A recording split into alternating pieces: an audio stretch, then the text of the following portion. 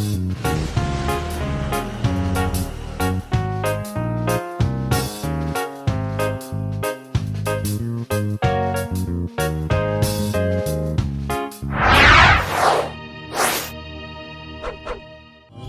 8, verses 31 and 32. Then Jesus said to those Jews which believed on him, If you continue in my word, then are you my disciples indeed, and you shall know the truth, and the truth shall make you free. John chapter 6, verse 63. It is the spirit that quickeneth, the flesh profiteth nothing. The words that I speak unto you, they are spirit and they are life. Let's read 2 Corinthians 3, verse 6. Who also has made us able ministers of the New Testament, not of the letter, but of the Spirit. For the letter killeth, but the Spirit giveth life. Hebrews chapter 4, verse 12. For the word of God is quick and powerful, and sharper than any two-edged sword, piercing even to the dividing asunder of soul and spirit, and of the joint and marrow, and is a discerner of the thought and the intent of the heart. Acts chapter 20, verse 32. And now, brethren, I commend you to God and to the word of his grace, which is able to build you up and to give you an inheritance among all them that are sanctified. Now, this subject of the Bible is very, very important. The Bible is key and foundational to our faith, and it is very, very important for us to pause and really look at the Bible, because this book is key, is central to our faith. The value we place upon the Bible actually determines the strength, the value, and the power of our faith. I mean, think of it. Everything you believe as a Christian comes by reason of this book. What we know about Jesus, what we believe about God, what we believe about salvation, what we believe about life, what we believe about the life to come is based on this book. Our faith rises or falls based on this book. But this is the primary source of our faith. So, this subject of the Bible is not an optional course. In theology, they call this type of study bibliology. When we are looking at the Bible, let me tell you something. Somebody takes the Bible more seriously than many Christians, and that is the devil. The devil is afraid that somewhere, somehow, sometimes somebody is going to take this book very seriously, is going to receive the truth, and is going to live the truth, and the devil knows how dangerous that will be. Where we read in the book of John, chapter 8, verses 31 and 32, the Lord Jesus said, If you continue in my word, then are you my disciples indeed, and you will know the truth, and the truth will set you free. That somebody from nowhere took this book, believed this book, lived this book, and devastated the kingdom of hell. The devil have seen that happens over and over, that somebody believed this book and their life was turned around by the grace of God, and they in turn are used by God to be an instrument of deliverance and blessing to other people. But you know, the same way you can look around us and see many people that carry this book, that say they believe this book, and their life is void of power, of joy, of testimony. In history, whole nations have tried to exterminate this book. One of the miracles of this Bible is its survival. There are some nations where having a Bible can get you into trouble. So the first thing the devil tried to do is to try and destroy it. Now that he cannot destroy it, what the devil then tried to do is to make this book a closed book. There was a time in the history of the church that we call the Dark Age, when greater percentage of the church was denied the knowledge of this book. Do you understand that this book I'm holding and the book in your hand, or maybe the book, maybe you have it electronically, do you understand that the people that translated this book into common language for common people to receive and to hear it, do you know that many of them gave their life for it, because the devil is scared that somebody, I'm repeating myself, the devil is scared that somebody will open this book, will take this book seriously, will receive it as it is indeed the word of God, will believe it, will receive it, will live it. And the devil knows how dangerous to his kingdom that individual will be. And that individual can be me, and that individual can be you. In many churches today, the devil doesn't need to take the Bible away from them because he has put a veil over their eyes. And that was why we read that John chapter 6 verse 63. The Lord Jesus said, the flesh profited nothing. The word that I speak unto you, their spirit and their life. And Paul, speaking by the Holy Spirit in 2 Corinthians chapter 3 that we read, also supported that. He said, the letter killeth, but the spirit gives life. There are people that read this Bible and they misbehave. There are people that go to seminaries and they have no knowledge of this book, because the Bible says that the world by his own wisdom has not come to know God. By wisdom we cannot know God. There's something that unlocks the power and the glory and the wisdom that I've been talking about in this Bible that the world lacks. Even though some people read it, it causes death to them. They misbehave, they misinterpret it. Praise the Lord. And this is the way we are going to start today. What I want to do today, by the grace of God, in laying foundation as it were, is to look at some of the terms that we use for the Bible. Let's start that way, and let's use that to actually give us an introduction into this book. Let's start with the word that we've just been using, that I've been using all the way, the Bible. So the Bible, it means books. So it comes, the root word translated the Bible actually come from the word that is used for papyrus plant. Now in ancient days, they don't have books like we have today. In those days, what they use for paper comes from papyrus plant, and they will treat it in such certain way, and then they will make books out of parchment out of it. Okay, and that was what they were using in those days. So that word Bible comes from the root biblos, and that biblos is actually the name of the papyrus plant. So when we say the Bible, actually what it means is the book. Now unfortunately, many people, that is where they stop. Many people, their understanding and their interaction with the Bible is just as a paper, as a printing paperish thing. Do you know that if you stop there, you will not benefit from this book? Because the truth is that with respect to paper and ink, the Bible doesn't differ from any other book, because it's the same paper, it's the same ink. So what set this book apart is much more than the paper and the ink. You see, the Bible needed to be a book so that we can interact with it, so that we can touch it, so that we can see it, so that we can read it, because we are human beings. We live, we are flesh and blood. Okay, God has to give us this so that our hand can touch it, our eyes can see it, and we need that.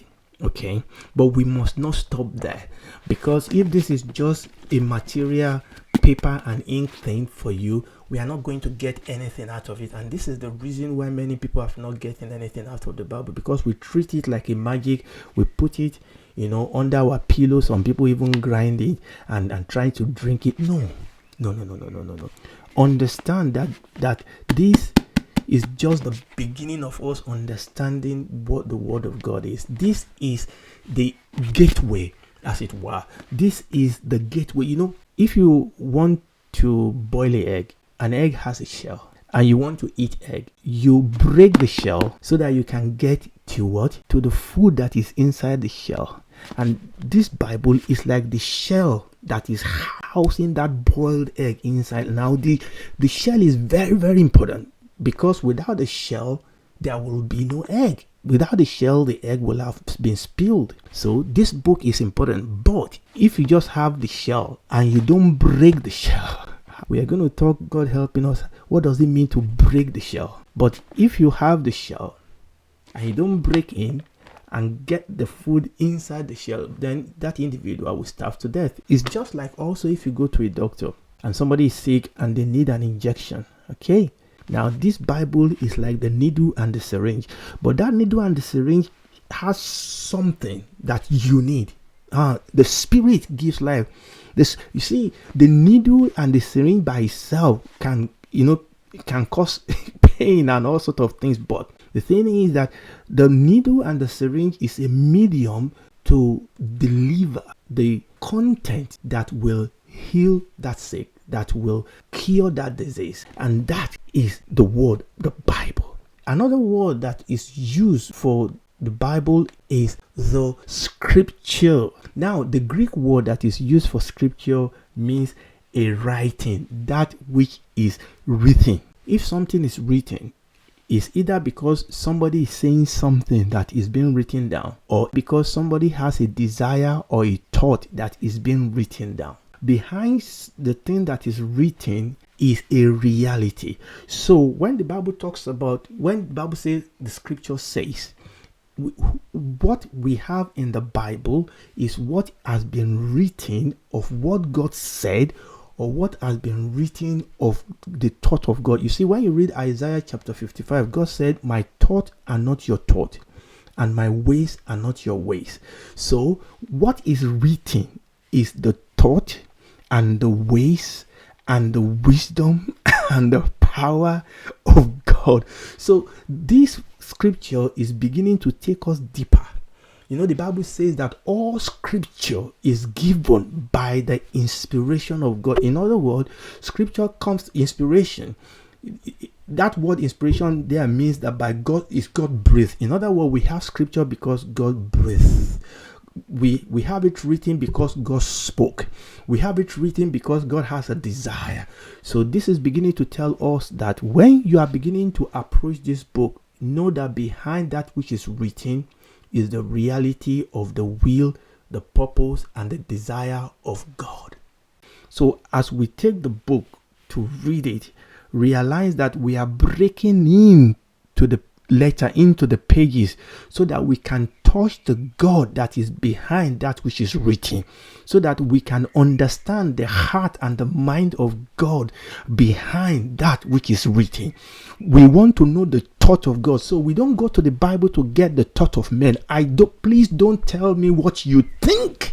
People come to you and say, Pastor, what do you think? No, I don't want to tell you what I think. I don't want to know what you think. Tell me the thought of God. Tell me the desire of God. Tell me the mind of God. Don't tell me what you think. Don't tell me what your tradition says. Don't tell me what your denomination says. Somebody says, as it was in the past, so it is now and forevermore. I don't want that. Tell me what God says. Thus saith the Lord.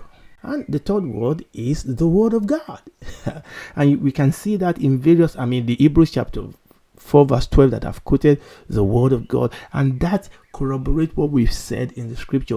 What the Bible says about itself is, I am the word of God. So the Bible is not the word of a man. The Bible is not a good advice. The Bible is not the word of the greatest, wisest man that ever lived. No, the Bible is the word of God. That word, the word, is very important. You remember John chapter 1, the Bible says, in the beginning was the word. The word. We're talking about the word as a medium that contains, embodied, a conception or idea. Is something that carries the fullness of the revelation of God. That is why he said, and the word was God.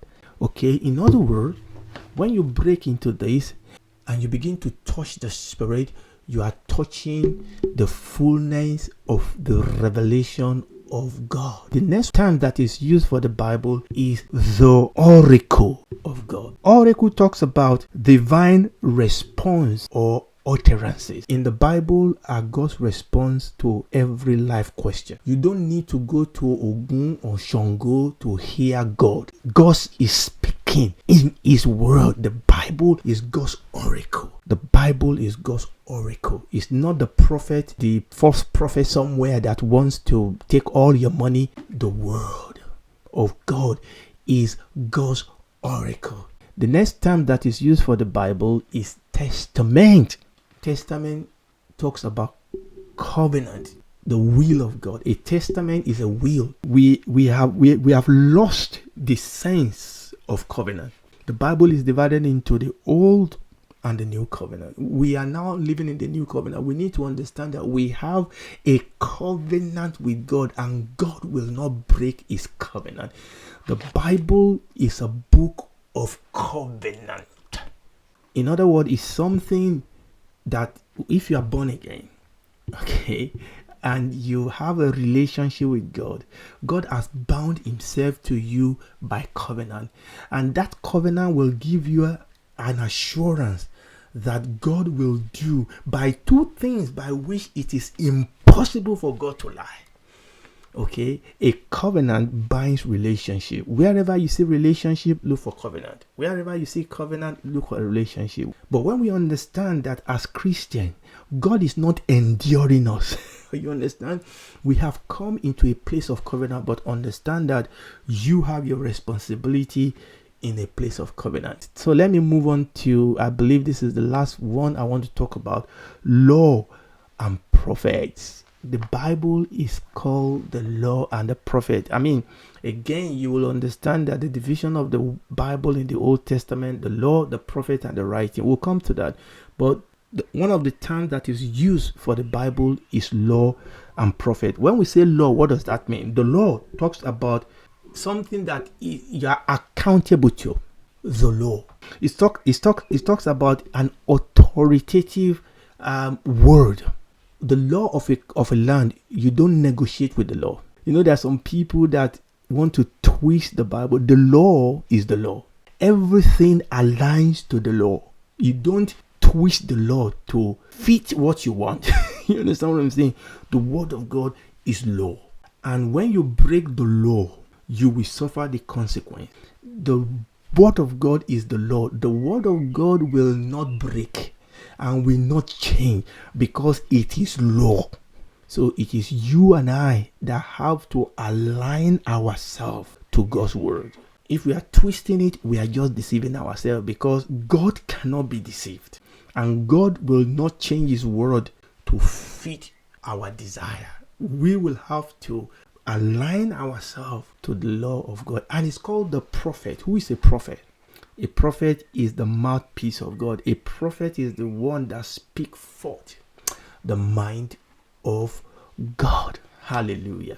I think I'm going to stop here today by the grace of God. This, by the grace of God, is just an introduction to the exciting study of the Bible. I hope this has been a blessing to you. It's definitely been a blessing to me. Now, if you've been hearing me and you've not accepted Jesus Christ as your Lord and Savior, let me tell you something. This book answers the intimate question of life. No other religion or philosophy answers the question of life as this book. Where are we from? Where are we going? Why are we here? Is there life after death? Is there God? If there is a God, how can I relate to him? This book answers it. And this book tells me that there is no other name given among men whereby we can be saved. God loves you so much that he has made provision for your salvation. All you and I need to do is to accept it. God cannot force it on you. You will have to come to him and say, Lord, save me. Help me. And receive Jesus Christ as your Lord and Savior. And if you do that, the power of God will come into your life and change you and bring you into a relationship with God. And then you can start growing in that relationship and experience the presence and the power of God. Hallelujah.